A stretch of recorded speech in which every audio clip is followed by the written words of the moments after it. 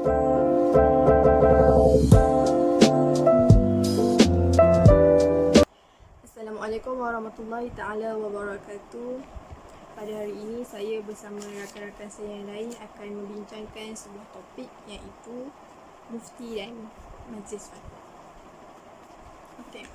Saya teruskan kepada pengenalan. Secara umumnya, mufti ialah seorang sarjana, tokoh ataupun jawatan yang diakui serta dikagumi oleh ramai orang dalam sesebuah negeri ataupun negara. Mufti bertindak untuk membuat keputusan penting tentang agama Islam, khususnya fatwa yang diminta oleh orang awam.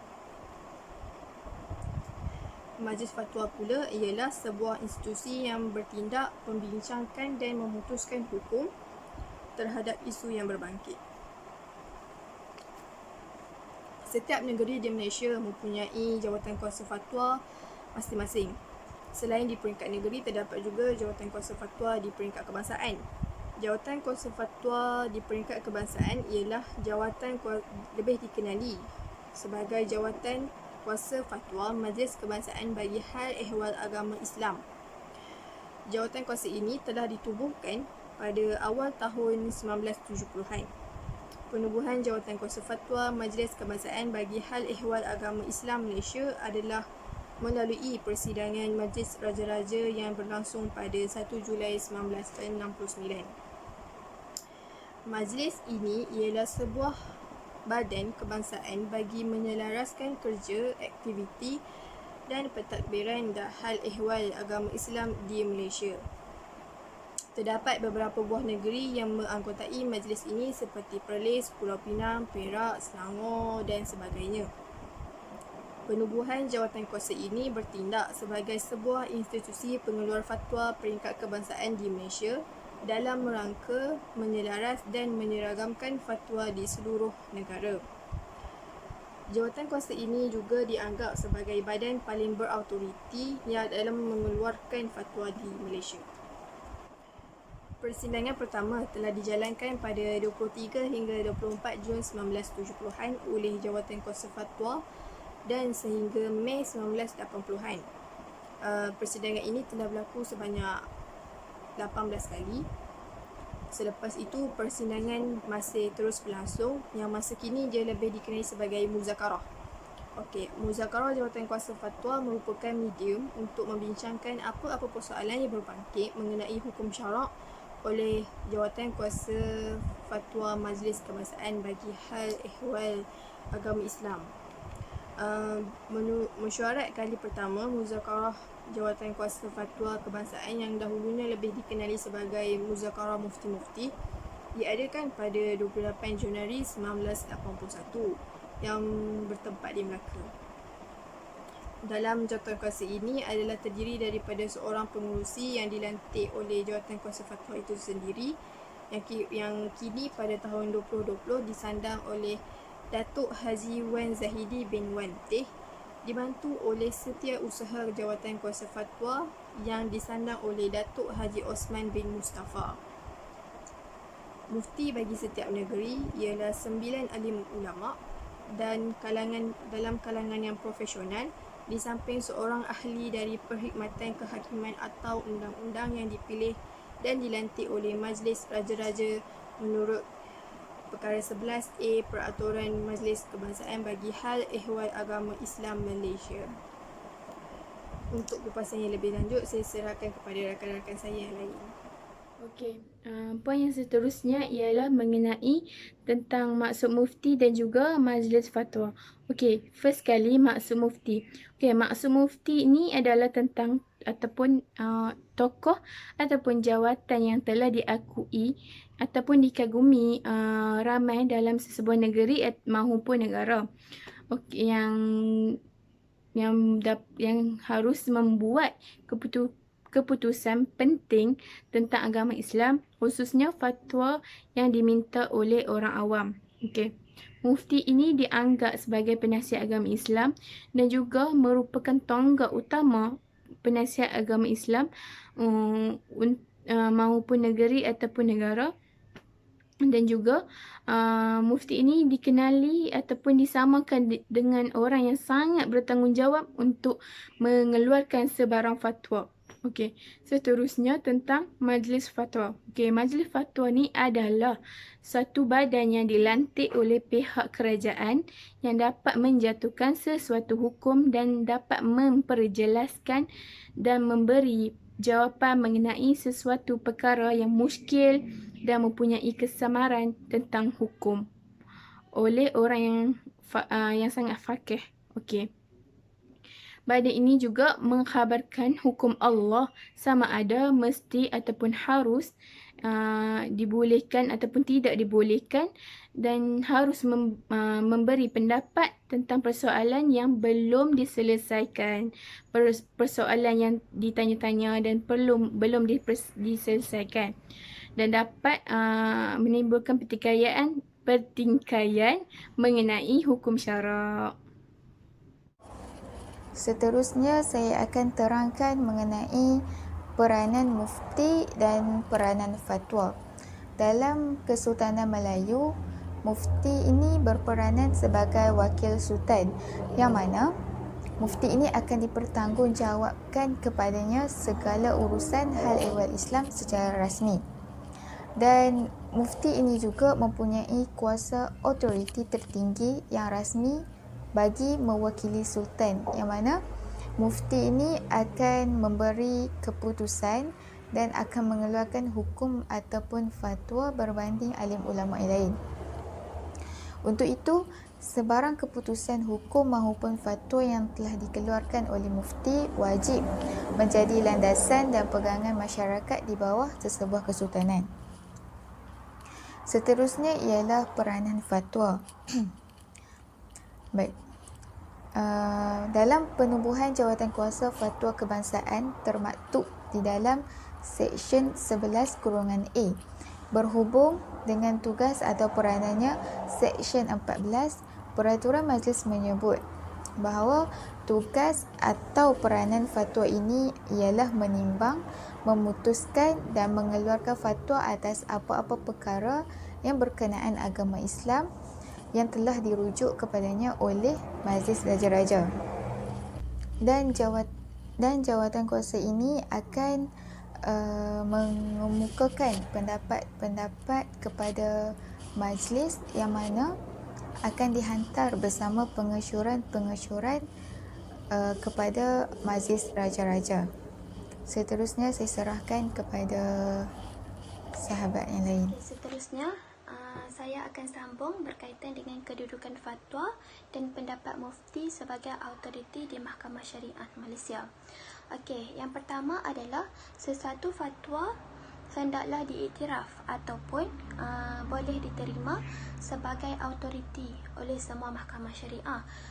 Kedudukan fatwa ini boleh digunakan kepada semua negeri kecuali negeri Kelantan sahaja.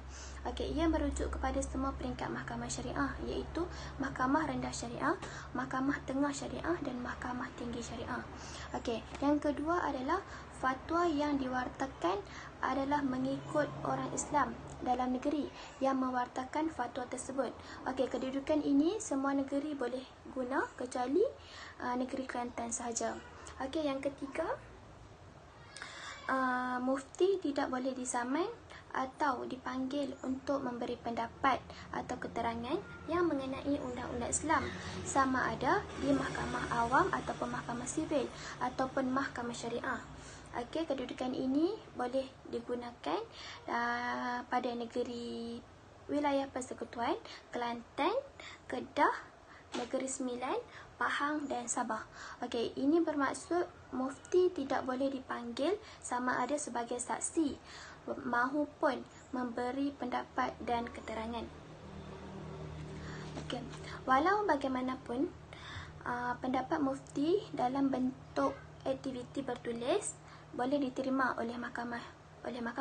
Mahkamah yang dimaksudkan selain daripada mahkamah syariah, atau lebih tepat kita katakan adalah mahkamah sivil. Okey, kedudukan ini semua negeri boleh guna kecuali negeri Sarawak saja. Okey, akhir sekali dalam akhir sekali yang dapat saya katakan dalam kedudukan fatwa dan pendapat mufti sebagai autoriti ini adalah mufti dan mana-mana ahli majlis fatwa negeri tidak boleh didakwa di mana-mana mahkamah syariah atau sivil bagi sesuatu fatwa yang telah diwartakan. Seterusnya ialah saya akan membincangkan tentang kepentingan mufti dan fatwa dalam Islam. Kedudukan mufti dan fatwa adalah amat penting dan terselah dalam institusi di sepanjang zaman. Cara penerangan yang termaktub dalam Al-Quran dia ada dua. Yang pertama ialah tanpa disoal dan juga tanpa ditanya. Contohnya dekat sini Allah Subhanahu Wa Taala tu dia telah menurunkan arahan dan larangan dia tanpa disoal ataupun ditanya umat dia. Kemudian yang kedua ialah penjelasan yang dimulakan dengan pertanyaan, persoalan dan dikemukakan. Allah Subhanahu Wa Taala dia telah menjawab penjelasan ini melalui wahyunya kepada Rasulullah sallallahu alaihi wasallam, sama ada dirakam dalam Al-Quran ataupun sunnah. Contoh dia ialah seperti masalah anak bulan, gesaan dan juga galakan berinfak. Kepentingan dan tanggungjawab mufti kepada umat amatlah besar.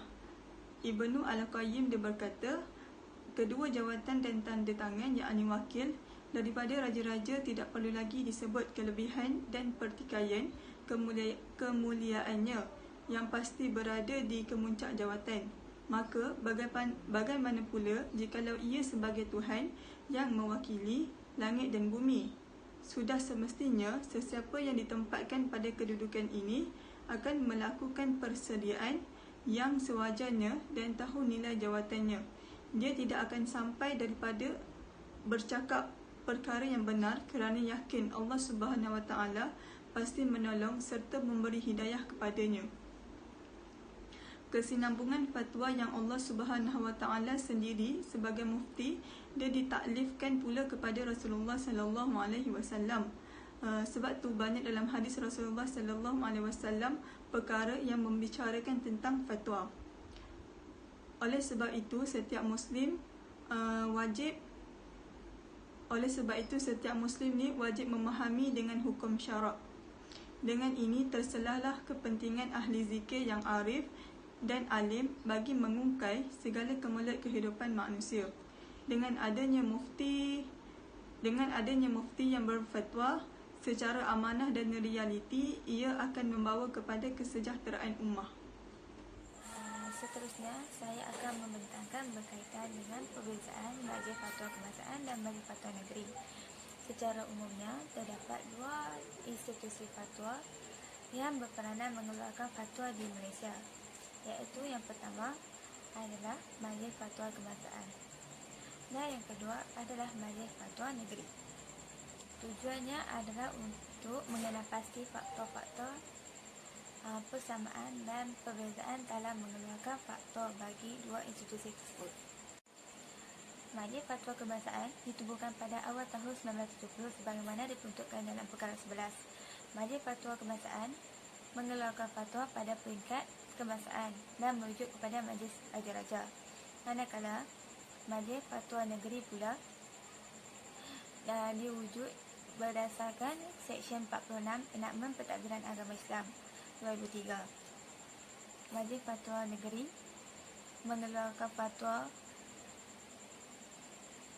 berdasarkan perkara-perkara baharu atau apa-apa yang belum tamat atau serta perkara-perkara yang menimbulkan kontroversi berhubungan dengan hukum syarak. Perbezaan ini terwujud disebabkan oleh bidang kuasa masing-masing. Berdasarkan senarai kedua jadual ke-9 Perlembagaan Persekutuan memperuntukkan bahawa hal ehwal agama Islam adalah di bawah bidang kuasa negeri yang diketuai oleh Yang di-Pertuan Agong Malaysia. Sesuatu fatwa yang telah dibincangkan pada peringkat kebangsaan akan dibincangkan semula pada mesyuarat Majlis Fatwa Negeri.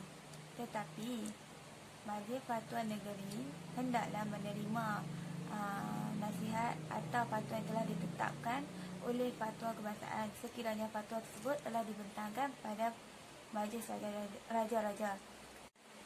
Seperti mana maksud Seksyen 52 Enakmen Pentadbiran Agama Islam. sesuatu fatwa yang telah diputuskan oleh Majlis Fatwa Kebangsaan merupakan pandangan hukum sahaja. Manakala sesuatu fatwa yang diputuskan oleh Majlis Fatwa Negeri mestilah dipatuhi oleh orang Islam yang berada di negeri tersebut, kerana Majlis Fatwa di setiap negeri adalah berbeza. Apa-apa ketetapan hukum yang ditetapkan oleh Jawatan Kuasa Fatwa adalah fatwa. Sesuatu fatwa juga boleh dipindah atau dibatalkan seperti mana yang diperuntukkan dalam Seksyen 50 Enakmen Pentadbiran Agama Islam Negeri Selangor 2003. Seterusnya mengenai tata cara pembuatan fatwa. Mengikut Seksyen 37, tata cara pembuatan fatwa ini ada 9. Yang pertama, sebelum jawatankuasa fatwa membuat sesuatu fatwa, mufti boleh menyebabkan apa-apa kajian atau penyelidikan dijalankan sebagaimana yang diarahkan olehnya dan suatu kertas kerja yang disediakan.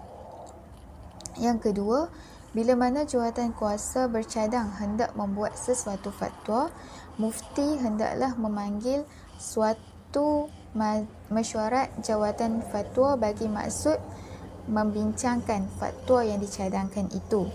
Yang ketiga, selepas fatwa disediakan oleh jawatankuasa fatwa, mufti hendaklah bagi pihak dan atas nama jawatankuasa fatwa memaklumkan majlis tentang fatwa yang telah disediakan.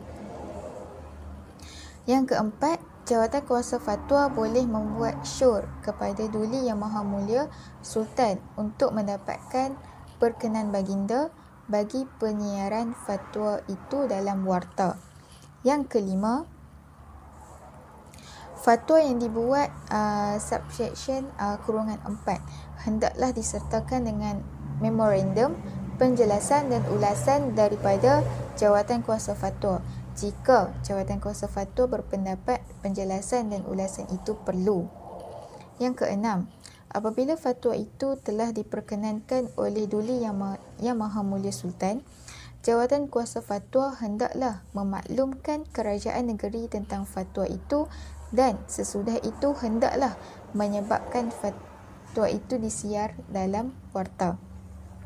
Yang ketujuh, sesuatu fatwa yang disiarkan dalam warta hendaklah disertakan dengan pernyataan bahawa fatwa itu dibuat di bawah seksyen ini.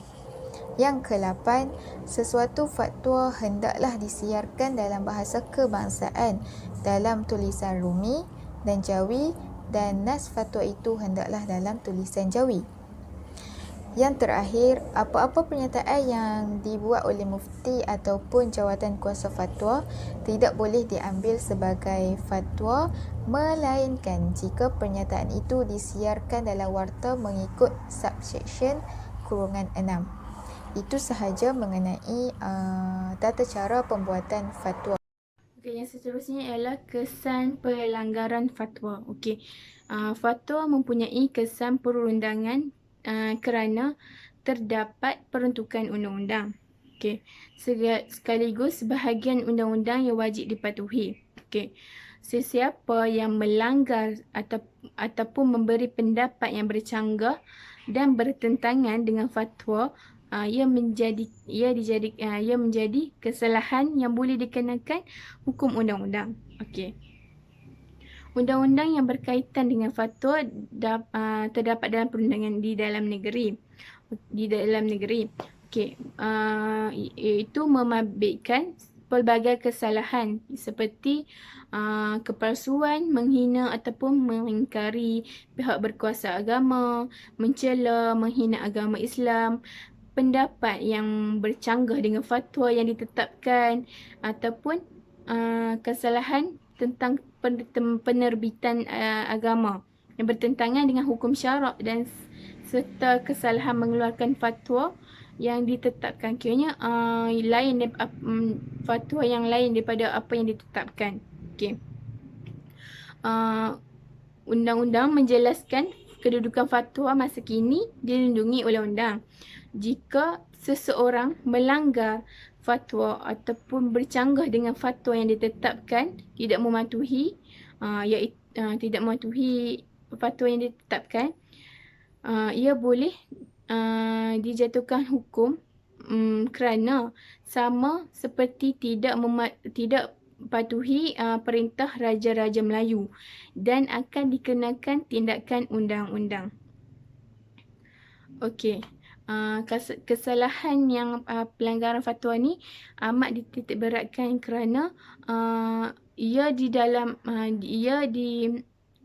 di dalam undang-undang, dan jika sesiapa mahupun orang awam ataupun sesiapa yang melanggar dengan fatwa ini akan dikenakan hukuman. Saya akan ceritakan tentang peruntukan undang-undang. Okey, seperti yang kita tahu, fatwa ini adalah sumber hukum perundangan Islam. Okey, di Malaysia fatwa dibuat oleh mereka yang dilantik khusus berkaitan dengan kefatwaan, sama ada sebagai mufti ataupun jawatan kuasa fatwa. Okey. Persoalannya kat sini adalah apakah implikasi yang melanggar atau mempertikaikan fatwa. Okey, di bawah Seksyen 12 Enakmen Jenayah Syariah, Negeri Selangor pada tahun 1995 memperuntukkan mana-mana individu yang menghina kuasa yang sah atau mengingkari, melanggar atau mempertikaikan perintah atau arahan mufti yang dinyatakan atau diberikan melalui fatwa adalah melakukan sesuatu kesalahan, dan apabila disabitkan boleh didenda tidak melebihi RM3,000 ataupun dipenjara tidak melebihi 2 tahun ataupun kedua-duanya. Okey. Selain itu, dalam kes Sulaiman bin Ta'rib, Kerajaan Terengganu, perkara ini didakwa mengikut Seksyen 10 Akta Kesalahan Jenayah Syariah Enakmen 2001 kerana bertindak menghina pihak berkuasa agama atau mengingkari, melanggar dan mempertikaikan fatwa yang disiarkan dalam warta mengenai ajaran sesat. Okey, perkara ini jatuh bawah Seksyen 10 Akta Kesalahan Jenayah Syariah Enakmen 2001 adalah batal dan tidak sah. Kemudian saya akan menceritakan tentang sedikit tentang kes. Apa-apa sahaja kes yang kita lakukan, kita mestilah merujuk kepada mahkamah. Sebabnya dekat mahkamah dia terdapat semua undang-undang, enakmen ataupun seksyen kepada kesalahan yang kita lakukan. Contohnya seperti kesalahan kes bin Abdullah ni, dia berada di bawah Seksyen 13A Akta Pendaftaran dan Kelahiran Kematian 1957. Cerita dia menceritakan tentang ada seorang bapa ni, dia pergi ke JPN dan dia minta nama anak yang dilahirkan tu dibankkan dengan nama bapanya. Tapi JPN tolak sebabnya anak yang dilahirkan itu adalah anak luar nikah dan tidak sah taraf. Anak tersebut kurang daripada 6 bulan. Jadi bapa tersebut dia pergi ke JPN dan dia telah memfailkan permohonan dan permohonan tersebut ditolak.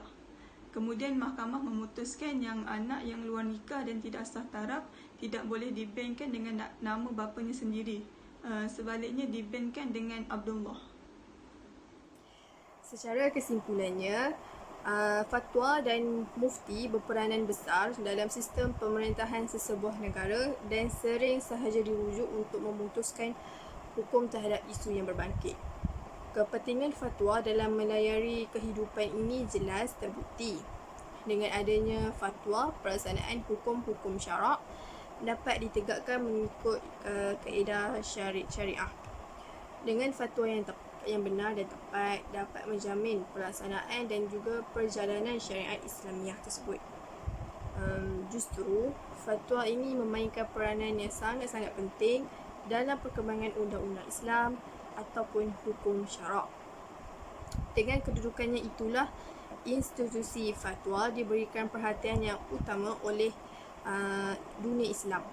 Ini terbukti dengan wujudnya Darul Ifta ataupun nama lain yang mempunyai mufti yang mempunyai fungsi yang sama di seluruh negara-negara Islam. Okey, Al-Quran dan juga As-Sunnah yang menjadi sumber utama dalam syariah Islam tidak mungkin difahami oleh semua golongan Muslim kecuali mereka yang mengkaji secara mendalam dalam bidang agama Islam itu sendiri. Justru para ulama memainkan peranan yang amat penting dalam merealisasikan tuntutan agama bagi memberi kefahaman yang jelas dan benar dengan cara pengajaran, nasihat, tunjuk ajar dan juga fatwa. Sekian daripada kami. Terima kasih.